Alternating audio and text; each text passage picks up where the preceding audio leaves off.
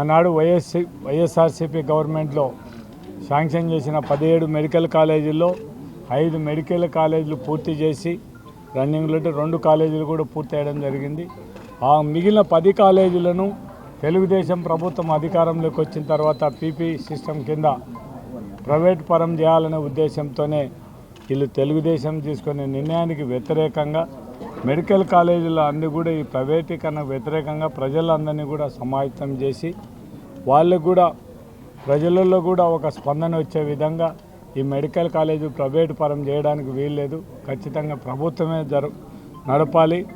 జగన్మోహన్ రెడ్డి గారు మంచి ఉద్దేశంతోనే మెడికల్ కాలేజ్ శాంక్షన్ చేశారు కాబట్టి మీరు పబ్లిక్ పార్ట్నర్షిప్ కింద ఇస్తామంటే మాత్రం ప్రజలంతా మేము ఒప్పుకోవడం లేదు, ఖచ్చితంగా గవర్నమెంట్తోనే కాలేజీ రన్ చేయాలనే ఉద్దేశంతోనే ప్రజల దగ్గర ఈ పాణ్యం నియోజకవర్గంలో 60,000 మంది సంతకాలతో పైనే ఈరోజు ఈ కార్యక్రమం పూర్తి చేయడం జరిగింది.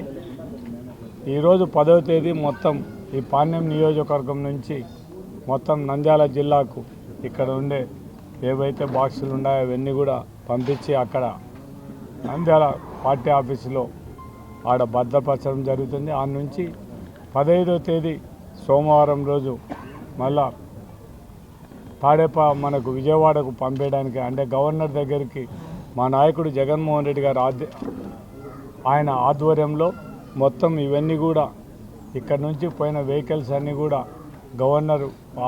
గవర్నర్ బంగ్లా దగ్గర మొత్తం అన్నీ కూడా ప్రైవేట్ చేపించడం, ఇవన్నీ కూడా అక్కడ తీసుకుపోయిన తర్వాత గవర్నర్ గారు ఏం ఆదేశం ఇస్తే దాని ప్రకారం ఏం చేయాలనేది దాన్ని చేయడం జరుగుతుంది. మా నాయకుడు ఆదేశం మొత్తం ఇవన్నీ పూర్తి చేయడానికి సహకరించిన మా నాయకులకైతేనేమి, మా కార్పొరేటర్లకైతేనేమి, మా ఎంపీటీసీలకైతేనేమి, జెడ్పీటీసీలకైనా ఇంకా మా పార్టీలోనే వివిధ పదవుల్లో నాయకులైతేనేమి, దాంతోపాటు మా నాయకులు కార్యకర్తలు ఇంత పెద్ద ఎత్తున ఈ కార్యక్రమంలో పాల్గొని దిగ్విజయం చేసినందుకు వాళ్ళకందరికీ కూడా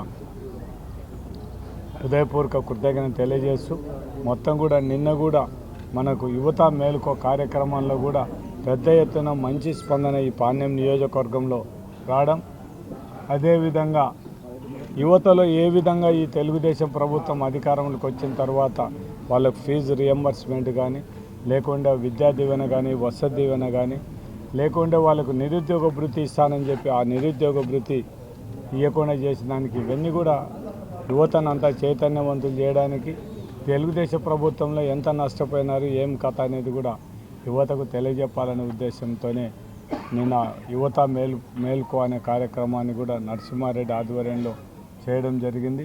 అందుకు సహకరించిన మా నాయకులకు కార్యకర్తలకు అందరికీ కూడా కృతజ్ఞత తెలియజేస్తున్నాము. కానీ యువత మాత్రం ఒకటి తెలుసుకోవాల్సిన అవసరం ఉంది. ఆ రోజు తెలుగుదేశం గవర్నమెంట్ ఎలక్షన్ల ముందర మాత్రం మేము 25 లక్షల మందికి ఉద్యోగాలు ఇస్తాము, మీరు జగన్మోహన్ రెడ్డి ఏం ఉద్యోగాలు ఇవ్వలేదని చెప్పి. కానీ అందరూ కూడా ప్రజలు కూడా తెలుసుకోవాల్సింది ఒకటి, జగన్మోహన్ రెడ్డి వాలంటీర్ వ్యవస్థను తీసుకొచ్చి వాళ్ళకందరికీ కూడా యువతకు ఉద్యోగం ఇవ్వడం జరిగింది. సచివాలయం వ్యవస్థ పెట్టి పర్మనెంట్ జాబులు దగ్గర 2 లక్షల మందికి కూడా మనం దగ్గర మొత్తం ప్రభుత్వంలో అన్ని దానిలలో కూడా మనం 2 లక్షల పైగా పర్మనెంట్ ఉద్యోగాలు ఇచ్చిన ఘనత కూడా జగన్మోహన్ రెడ్డి. కానీ ఈరోజు తెలుగుదేశం వచ్చిన తర్వాత హౌస్ సోర్సింగ్లో పనిచేసే వాళ్ళను ఇంకా కొన్ని నియోజకవర్గాల్లో అయితే ఉండే ప్రైవేటు కంపెనీల్లో కూడా మీరు వైఎస్ఆర్సీపీ వాళ్ళు మీరంతా పనిచేయడానికి వీల్లేదని చెప్పి దౌర్జన్యంగా వాళ్ళందరినీ మీరు ఉద్యోగాలు చేయకూడదని చెప్పి వాళ్ళ మీద బలవంతం చేసి మొత్తం ఇవన్నీ కూడా తీసేసిన పరిస్థితి. మనం ఒకసారి సోలార్ పవర్లో చూసుకుంటే గవర్నమెంట్లో పనిచేస్తేనే ఇప్పుడు సబ్స్టేషన్లలో 220 kV సబ్స్టేషన్లో పనిచేసే వాళ్ళని కూడా తీసేయడం జరిగింది. అంటే ఇది ఒకటి, అంటే ఎవరు అధికారంలో ఉంటే వాళ్ళను అంటే అంతకుముందు ఉద్యోగం చేసేటోళ్ళ పరిస్థితి ఏందనేది కూడా ఆలోచన చేయాల్సిన పరిస్థితి ఉంది. ఇంకెక్కడైనా ఈ ఫ్యాక్టరీలు ఇవన్నీ వస్తున్నాయి కూడా మా వాళ్ళకి తప్ప ఎవరికి ఇవ్వడానికి వీల్లేదు, మొత్తం కాంట్రాక్టులతో సహా ఉద్యోగాలు కూడా మాకే ఇవ్వాలనే పరిస్థితిలో ఈరోజు తెలుగుదేశం ప్రభుత్వంలో మనం చూడడం జరుగుతుంది. ఇవన్నీ ఒక్కసారి ప్రజలందరూ కూడా గమనించమని నేను ఈ సభాముఖంగా విజ్ఞప్తి చేస్తున్నాను. మామూలుగా ఏ ముఖ్యమంత్రి అయినా కూడా మీకు మంచి వ్యవసాయానికి లేకుంటే మీకు అన్ని మంచి ఫెసిలిటీస్ ఇస్తామని చెప్పే ముఖ్యమంత్రులు చూసాం. కానీ నాణ్యమైన మందు ఇచ్చి బాగా తాగండి, అవసరం అనుకుంటే మీ భార్య పిల్లల్ని కూడా కొట్టండి అని చెప్పే ముఖ్యమంత్రిని మనం ఈ చంద్రబాబు నాయుడు గారిని ఒక్కనే మనం చూడడం జరుగుతుంది.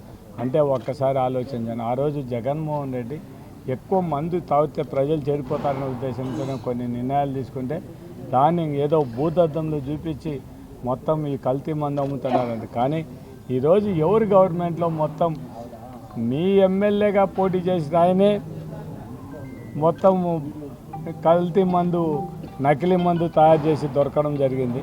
మీరు